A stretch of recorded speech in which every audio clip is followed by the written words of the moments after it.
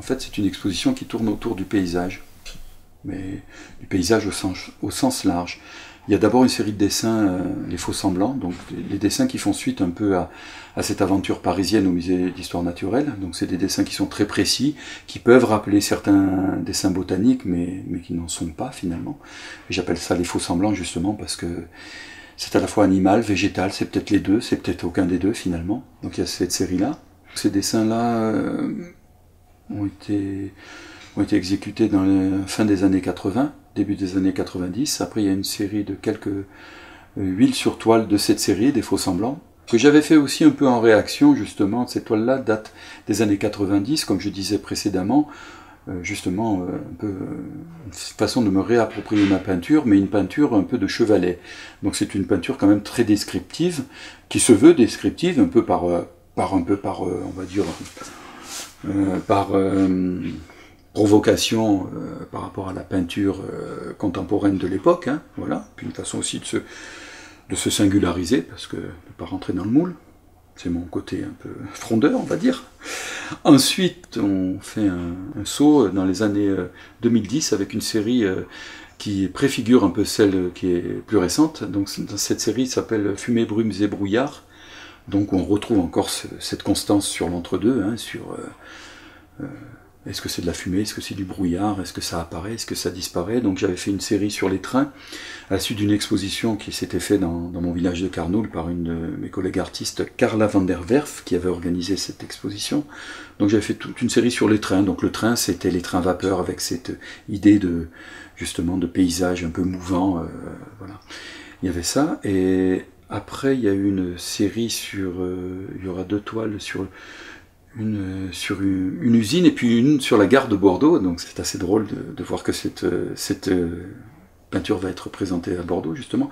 En fait, c'est pas que je m'intéressais particulièrement à la gare de Bordeaux, j'étais tombé sur une image sur Internet, sur cette espèce de gare qui ressemblait à une bouche de monstre, comme ça, un peu...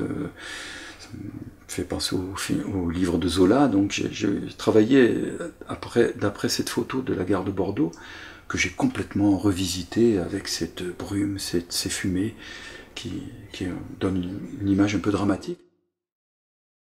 Il y a une série plus récente, donc là c'est la série actuelle, qui s'appelle Les paysages transitoires, donc qui est parallèle à une autre série qui s'appelle Elle, Éther et Limbe.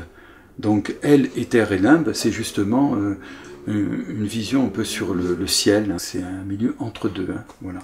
Et donc Elle, Éther et Limbe, c'est aussi un travail sur les anges, sur l'ascension finalement, hein, qui fait un peu opposition à une série qui était plus ancienne, qui s'appelait Les racines des ombres, où justement c'est un travail sur les racines, sur le côté tellurique de mes dessins. Voilà. Et Paysage transitoire, justement, c'est un peu entre les deux. C'est entre deux, entre la série Elle, Éther et Limbe et comment je pourrais dire, donc les racines des ombres. Donc c'est le paysage, c'est l'entre-deux. C'est l'entre-deux, c'est un paysage qui est en transmutation. Alors voilà, donc il y aura un peu on retrouvera un peu ces différentes séries dans l'exposition.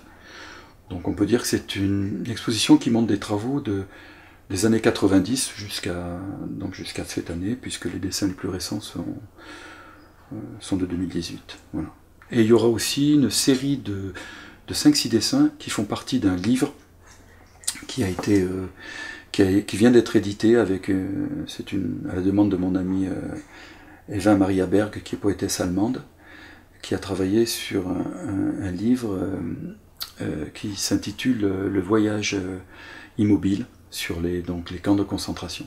Voilà. Donc il y aura la présentation de quelques dessins qui sont tirés de ce livre.